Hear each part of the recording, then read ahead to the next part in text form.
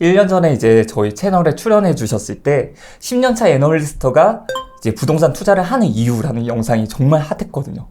어떻게 증권사 애널리스트가 부동산 투자를 이란 좀 물음표를 가지신 분들이 많았습니다. 그만큼 이제 부동산에 관심이 좀 많았던 시절인데 지금은 1년 전이랑 대비해서 부동산 시장 자체가 대세 하락이란 말이 나올 정도로 좀 좋지는 않은 것 같아요. 이제 전문가 입장에서 봤을 때, 투자자 입장에서 봤을 때 지금 부동산 시장의 흐름 어떻게 보고 계신가요? 미국이 이제 금리를 빠르게 올리면서 이제 대부분의 자산 가격들이 하락하고 있는 이제 시장 상황인데요. 그 1년 전에도 지금 미국 금리 오를까 말까 이런 거시경제 변수를 물어보시는 분들이 많았는데 저는 1년 전이나 지금이나 그런 거시경제 변수에 크게 신경 쓰지 않아요.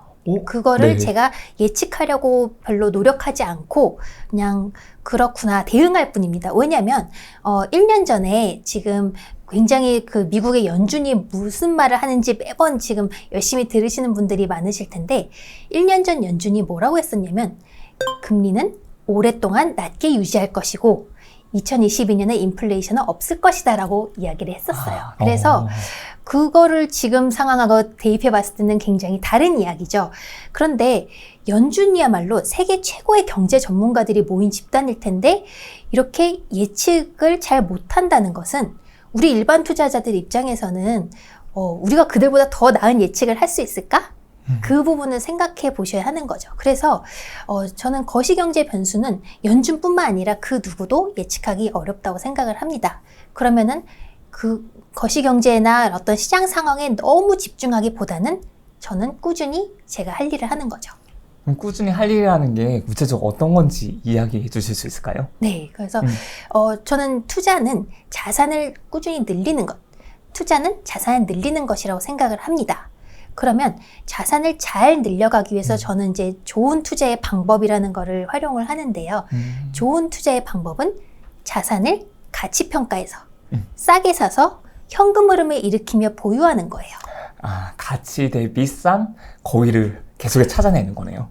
가치 대비 싼 것일 수도 있고 제가 네. 이제 나중에 말씀드릴 나만의 기준금리 각자의 기준금리가 다릅니다. 각자 기대하는 수준보다 싸다면 가격이 싼 게 된 거죠. 그래서 많은 분들이 전문가라는 사람들한테 어떤 걸 사야 해요 라고 묻지만 그 사야 해요 하는 그 기준이 된 수익률이 다 달라요. 그래서 그쵸. 그거를 전문가한테 묻기보다는 스스로 판단하실 줄 알아야 되는 거죠. 그렇죠. 근데 전문가 분께 물어보는 게 더 안전하다고 생각하시는 분들이 많은 것 같아요. 그런 느낌은 이해는 하지만 근데 이제 우리는 투자는 평생 동안 해야 하는 일이기 때문에 각자의 기준을 가지고 스스로 가치 평가하는 연습을 조금씩이라도 해서 익숙해지는 게 사실 가장 좋다고 봅니다. 야, 현금 흐름을 만드는 게 지금처럼 금리가 높을 때, 높은 시점에는 쉽지 않을 것 같거든요. 예를 들어서 대출을 받아서 집을 구입을 했을 때 그 대출 이자뿐만 해도 이게 많을 것 같거든요. 이럴 때는 좀 투자로서는 좀 어렵지 않을까라는 생각도 들기는 하거든요. 그렇죠. 그런 식으로 현금 흐름을 기준으로 생각을 한다면 예전 같았으면은 그 현금 흐름 기준으로 내가 투자 수익률을 구해봤을 때 나의 기준이 예를 들어서 뭐 5%라고 하면 그보다 높은 기준이 그 수익률이 나왔기 때문에 내가 그때는 투자를 하지만 현재 같이 금리가 높아서 현금 흐름이 적어져가지고 나의 기준보다 하회한다. 그러면 이제 투자를 그 자산에 대해서는 하지 않고 다른 자산으로 넘어가 보는 거죠. 혹시 지금 애널리스트로 오랫동안 근무를 하셨는데 그 당시에 이렇게 금리가 좀 가파르게 올랐던 적이 있었을까요? 말씀하신 대로 좀 가파른 상승세 그 기울기로 봤을 때는 지금이 좀 많이 가파른 건 사실이에요. 그런데 이 그 가파른 속도는 지금 현재까지는 굉장히 가파르지만 이게 언제까지 지속되고 얼마나까지 올라갈까 이거는 아무도 알 수가 없죠. 그래서 어느 정도 각자 이제 리스크 관리는 해야겠지만 그거에 따라서 현금 흐름을 기준으로 리스크 관리를 하시고 자산 가격을 예측은 크게 집중하지 않으셔도 될 것 같습니다. 근데 지금 이제 금리가 많이 오르는 게 집값 하락에 큰 영향을 미친다라고 생각하시는 분들도 많이 있는 것 같습니다. 혹시 금리랑 집값이랑 이게 연관관계가 좀 큰 편일까요? 그래서 이건 이제 제가 지난 데이터를 좀 찾아봤는데요. 지난 20년 동안 금리가 쭉 그 상승하는 금리 인상기가 한 4번 정도 있었습니다. 그럴 때 집값이 어떻게 반응했을까를 찾아보면은 놀랍게도 그 4번 다 집값은 상승했습니다. 진짜요? 네, 그래서 가장 좀 그 대표적인 경우가 2005년에서 2007년 금리가 오르는데도 불구하고 그때는 부동산이 호황기였기 때문에 집값도 올라갔고요. 다른 3번들도 좀 그때는 이제 금리 상승기가 좀 짧긴 했지만 어쨌든 부동산 가격은 상승했고 그렇기 때문에 그래서 제가 어떤 거시 경제 특정 변수 하나 또는 몇 개를 가지고 자산 가격을 예측하려고 하는 게 사실 쉽지 않다는 거를 계속해서 말씀을 드리는 거예요. 그래서 금리 하나로도 설명을 할 수가 없고 뭐 여러 가지 그 조합해서 특히 우리가 이제 전문가라고 부르는 사람들이 얼마나 그런 걸 열심히 하시겠어요. 그런데도 쉽지 않은 거죠. 이게 오를 때 이 금리 하나뿐만이 아니라 여러 가지 변수가 있어야 되는 거죠. 그럼 지금도 이제 금리 때문이라고 하지만 다른 변수랑 같이 껴져 있다는 거겠네요. 그렇죠. 그러니까 다른 변수들도 많겠지만 그 변수들이 서로 또 서로에게 시너지 효과를 영향을 미치기 때문에 저는 제가 이제 주식 애널리스트로 이제 오랫동안 일하면서 가장 느꼈던 게 단순하게 가격 예측은 굉장히 어렵다. 그래서 여기에 너무 지나치게 신경 쓰지 말고 내가 그거와 무관하게 좋은 투자를 만들 수 있는 구조를 만들어 가야겠다. 여기에 좀 더 초점을 두게 된 것 같습니다. 그러면 지금까지 투자를 많이 해 오셨을 텐데 좀 실패했던 투자 경험도 있으실까요? 엄청 많죠. 먼저 부동산부터 한번 여러 가지를 들어보고 싶은데 네. 아마 이런 실패담을 말씀드리기가 좀 조심스러울 수도 있겠지만 이게 듣는 사람한테는 가장 도움이 되는 방법 중 하나더라고요. 네, 저는 실패담 말하는 걸 좋아해요. 왜냐하면 제가 막 책도 쓰고 막 이랬기 때문에 많은 분들이 저 사람은 성공만 했을 것 같은 약간 착각? 오해를 불러일으키기. 성공만 했을 것, 성공대로를 탄탄대로를 달리셨을 것 같으세요. 전혀 그렇지 않습니다. 그래서 저는 오히려 투자자분들이 당연히 실수와 실패 이런 걸 많이 겪을수록 성장을 많이 한다고 믿기 때문에 우리가 허용할 수 있는 범위 내에서 실수와 실패를 많이 해볼수록 전 좋다고 생각해요. 저도 그랬고요. 이때 허용할 수 있는 범위라는 말도 상당히 중요한 것 같습니다. 네, 그러니까 모든 거를 다 올인하면은 만약 그게 이제 실패로 됐을 경우에 이제 회복이 좀 어려울 수 있기 때문에 어느 정도 금액, 우리가 허용할 수 있는 금액 범위는 각자 다르겠지만 그 안에서 계속 여러 번 시도를 해봐야 우리가 점점 배울 수가 있거든요. 제가 앞서 말씀드린 것처럼 다양한 자산군에 투자를 하는데 당연히 각 자산군마다 첫 투자 시도가 있었을 것이고 그 첫 투자 시도는 대부분 실패나 성과가 굉장히 미약했죠. 네, 당연한 거예요, 그거는. 그래서 저희 이제 부동산의 첫 시도를 말씀을 드리면 2011년 초에 제가 첫 부동산 구매를 했습니다. 그 당시에는 기억하신 분들 계시겠지만 2008년 하반기에 서프라임 사태가 터지고 2009년, 10년은 굉장히 부동산이 안 좋은 시장이었어요. 그래서 그 당시에는 뉴스 언론 기사들의 제목이 다 부동산은 끝났다. 그리고 이제 일본의 장기 불황을 따라간다.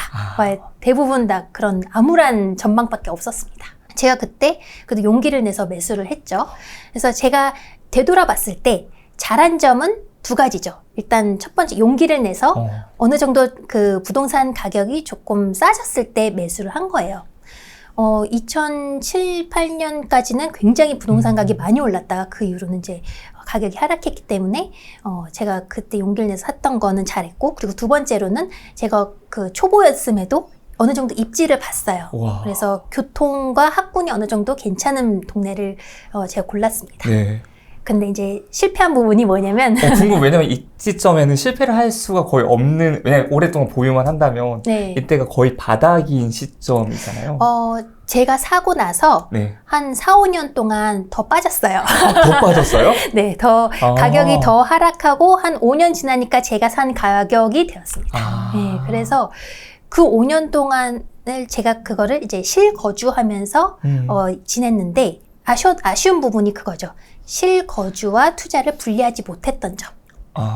그게 혹시 어떤 이야기인지 좀 말씀 주실 수 있을까요? 실거주를 하면은 제가 그동안 모았던 돈을 다 몇 억을 마이너스 현금 흐름으로 내놓고 그리고 또 저는 그 당시에 나름 영끌 대출을 했기 때문에 매달 또 마이너스 이자를 계속 내야죠. 이자가 굉장히 많이 나갔죠. 그래서 투자는 자산을 늘리는 거고 그래서 자산을 늘렸다는 점에서는 이제 좋았는데 그 만약에 제가 실거주와 투자를 분리했더라면 제가 그 몇 억의 돈을 깔고 앉아 있지 않고 그 당시에 그거를 뭐 전세 준다든지 뭐 이렇게 해서 그러면 저의 그 마이너스 현금 흐름도 훨씬 줄일 수 있고 제가 남은 그 돈으로 또 그 당시에 또 이제 가격이 쌌던 자산들에 더 많이 투자를 할 수 있었겠죠. 그래서 그 당시만 봤을 때는 제가 모았던 모든 돈을 다 넣었고 또 몇백만 원씩 나가고 그리고 제가 샀던 가격을 회복하기까지 한 4, 5년이 걸렸기 때문에 그 당시에는 투자 실패라고 볼 수 있었어요. 하지만 말씀하신 것처럼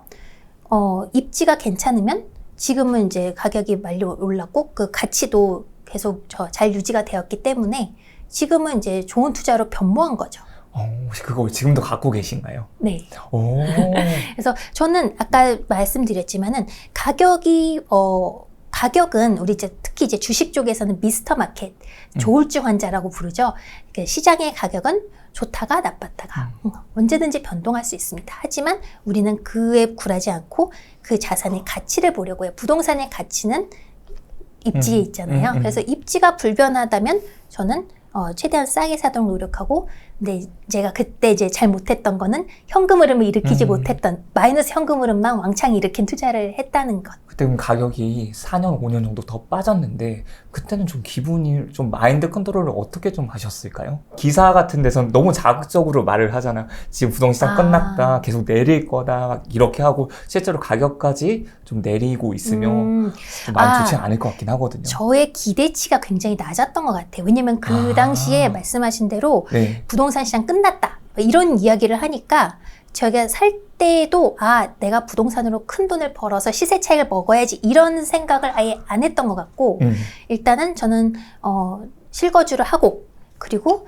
나중에 정 안 되면 그 이제 학권이 괜찮았기 때문에 초등학교 또는 뭐 신혼부부들이 여기 전세월세 살지 않을까? 이 정도까지 생각을 했던 것 같아요. 그러니까 어떻게 보면은 현금 흐름을 가져오는 자산으로 인식을 했지만 그 당시에는 활용은 못한 거죠.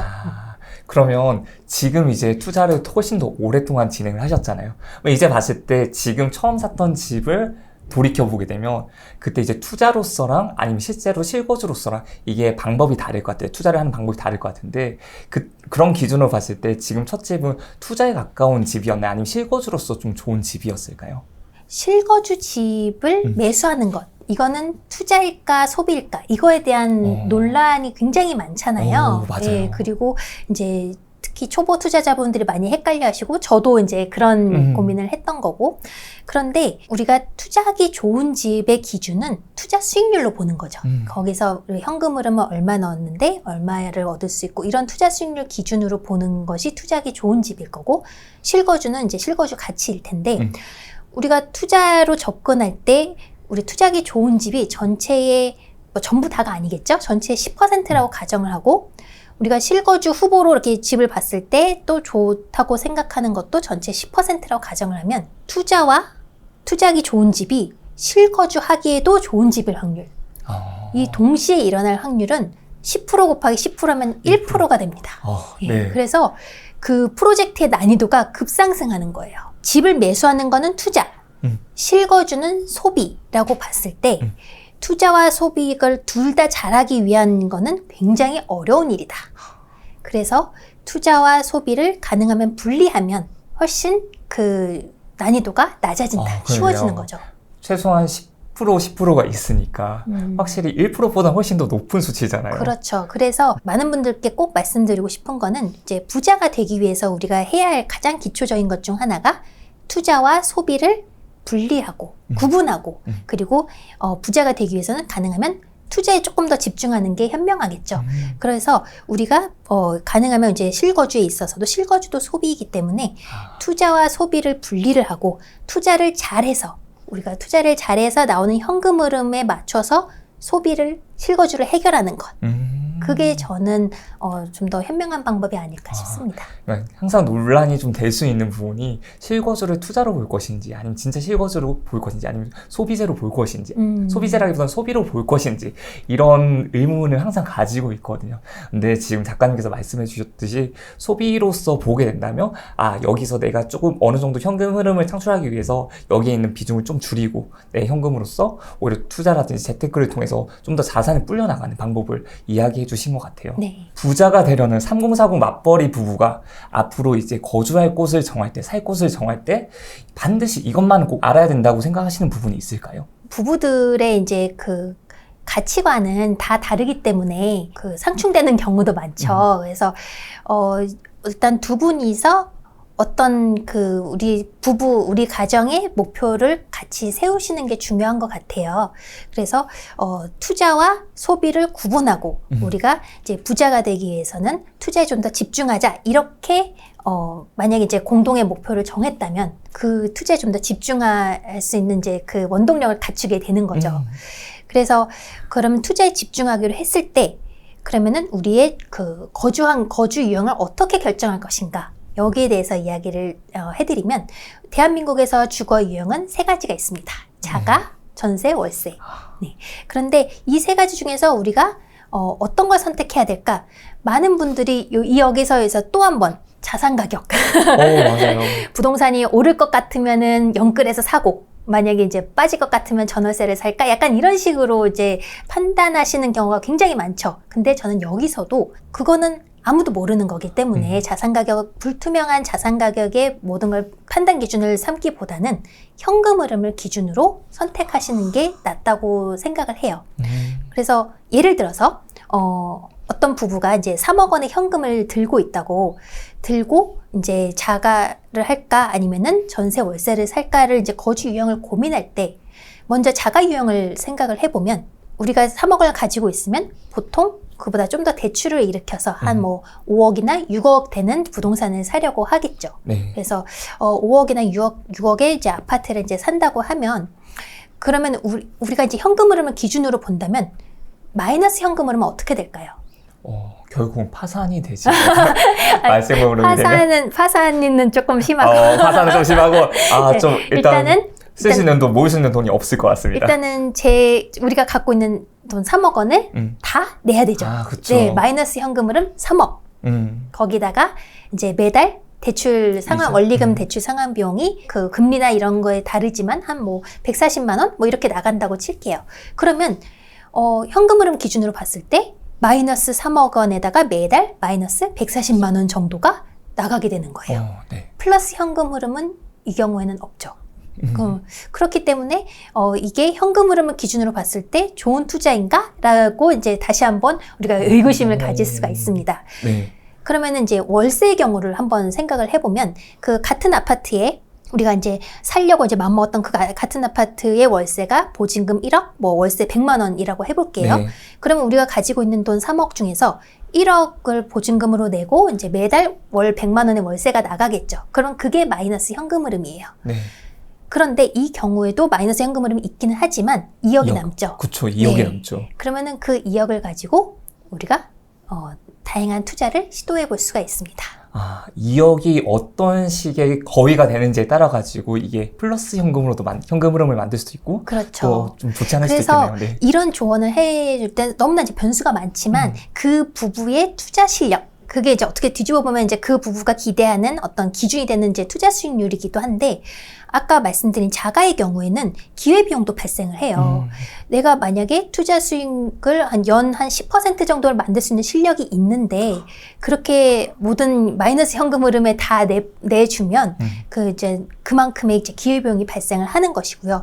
그리고 내가 주택담보대출 같은 경우는 보통 사람들이 이제 가질 수 있는 가장 품질이 좋은 레버리지예요. 물론 최근에 이제 그 금리가 오르고 있기는 하지만 원리금 상환 기간도 굉장히 길고 그리고 금리 수준도 가장 낮은 수준에 속하죠. 다른 대출에 비해서. 그래서 이런 좋은 대출은 가능하면 유지하면서 우리 투자 실력을 높이는 게 어떻게 보면 더 건설적인 방안일 수 있는데 내가 4%의 금리 때문에 이거를 원리금을 상환하고 있다고 하면 그것도 기회비용이 될 수가 있다는 거죠. 그런 기회비용 자체를 좀 줄일 수 있는 방법이 오히려 현금으로 만들 수 있는 방법이 될 수가 있겠네요. 그리고 이제 월세일 경우에는 일단은 투자를 할 수 있는 돈이 있고 그리고 그런 기회비용을 조금 줄일 수 있는. 맞아요.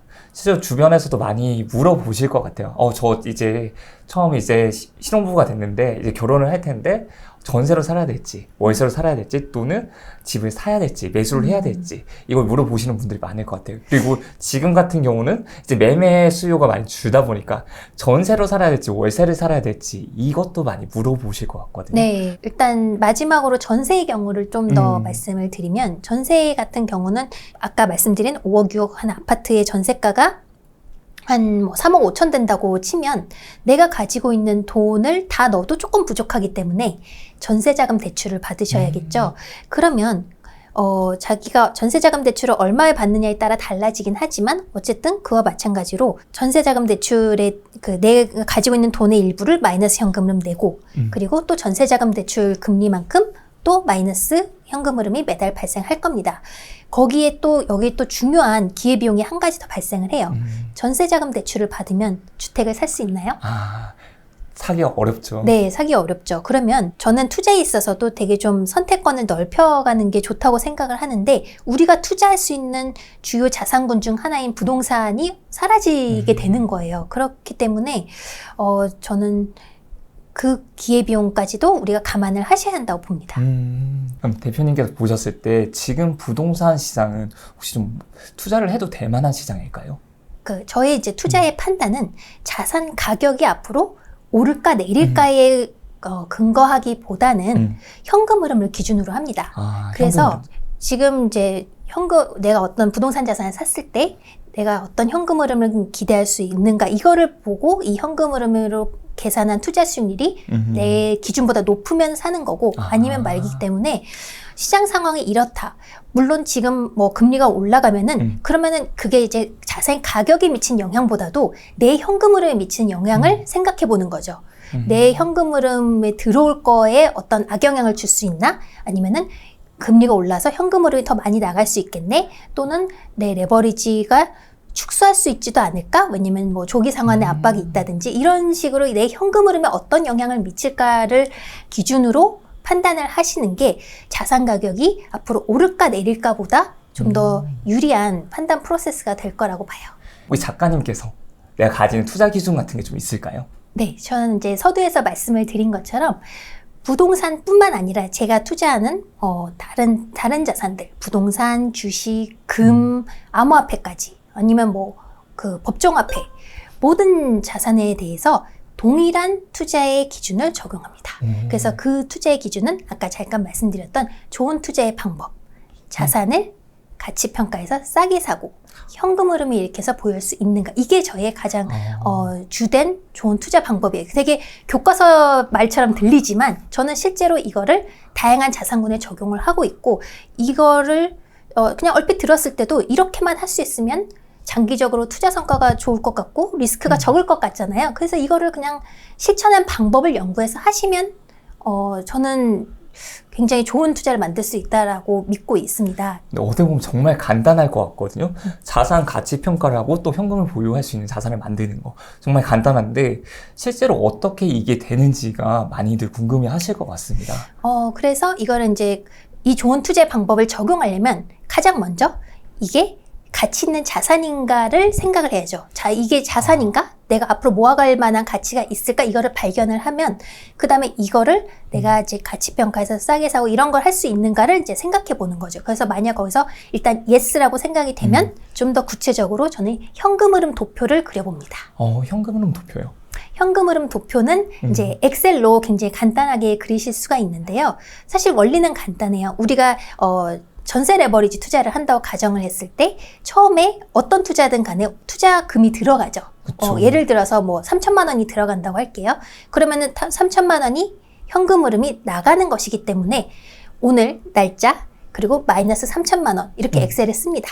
그리고 이제 2년 후에 전세 보증금이 1,500만 원이 들어왔어요. 그러면 그 날짜 플러스 1,500. 그 다음에 또 뭐 2년 후에 뭐 1,000만 원 뭐 이런 식으로 한 다음에 이제 내가 그 언젠가 이제 보유를 멈추는 시간, 그러니까 네. 매도하게 되는 그 당시 이제 가격, 이거는 이제 좀 보수적으로 예측을 어느 정도는 하셔야겠죠.